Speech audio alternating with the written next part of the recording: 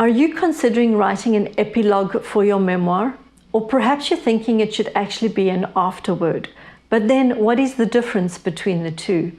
And do you actually even need one? Hello, I'm Brenda, and I'm here to help you to write your memoir. I have a course called Create Your Memoir Blueprint from Premise to Promise that will help you to bring structure so that you know you have all the key elements to writing a memoir. This course is ideal for those who are starting out in writing memoir, or for those who feel they've lost some traction or some focus and direction in writing their memoir. Have a look in the description for my link to find out more about this course. So do you need an epilogue, or is it an afterword, or is it actually neither? An epilogue works in memoir only when you have some additional information to share with the reader that doesn't work to include in your actual memoir, particularly towards the end of your memoir. You may have found a really crucial key moment to end your memoir, that this is the perfect place to just stop it. It wraps up loose ends, but it leaves some anticipation for the future, and it's a wonderful note and tone for your memoir. However, you would like to let the reader know a little bit more of what unfolded after that point, but to add it into your memoir would detract from a strong ending. Let me give you an example. Let's say at 46 you finally achieved your dream of going to university. This higher education was something that was denied to you, which you pursued and longed for, and now finally in your life it came together after many challenges and struggles. And you end your memoir with this story of going into the halls of the university to pursue your lifelong dream. This is the perfect place to end your memoir, to end on a strong note with this resolution and this hope for the future. But you want to let the reader know what was the outcome of that education, and you don't want to dilute the ending. This is where epilogue will come into its own. You could write a short piece, not too long. You're not writing another chapter, you're writing an epilogue. You write a short piece that lets the reader know what was the final outcome, how you achieved that degree, what you eventually went on to do with it, and perhaps some other information that is of interest and value to the reader. An easy example of this is in film, where the movie is based on a true story.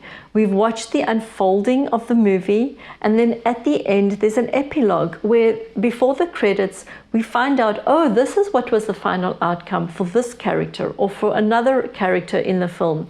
And it's really interesting for the moviegoer to see the final outcome of how the lives unfolded. And that's how we can use it in memoir too. But let's make sure it has purpose. We don't want to use it as a soapbox to jump on to hammer home a point that we think the reader may have missed in our story. That is not the purpose and function of epilogue. So then, what is an afterword? An afterword is the opportunity for you as the writer to speak to the reader directly about a particular topic, issue, or theme that was raised in your memoir. Now, an afterword will work very well for memoirs that deal with life struggles, such as death, divorce, drug addiction, alcohol addiction. This would be an opportunity to share with the reader perhaps some more in-depth insight into this addiction or into this process that you couldn't and didn't put in your memoir. Perhaps there are resources you want to share with them. Or perhaps there's an encouragement you want to convey to them that you couldn't convey in the memoir directly. Again, be very careful of jumping on the soapbox. This is about the reader. This is wanting to convey something to the reader that you think is going to help them. Again, it needs to have purpose. And that's what you've got to ask yourself when you're looking at where you're finishing your memoir. If you want to add an epilogue or an afterword, what is the purpose? Your memoir needs to be able to stand without the epilogue or the afterword. If it's relying on the epilogue or the afterword, well then there's a weakness in your memoir. So first of all, make sure your memoir can end standalone without either. Then if you're considering one or the other, consider its purpose. Is there some interesting information you want to convey in the epilogue that's of interest to the reader?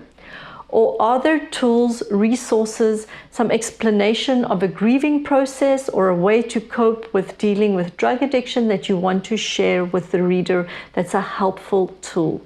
Then by all means consider either the epilogue or the afterword, whichever one is best suited for it. But it's not about you, it's about the reader. So are you considering one or the other? Do let me know in the comments below, and don't forget to have a look at the Blueprint Your Memoir course that will help you to bring structure, focus to your memoir so that you know where you are going.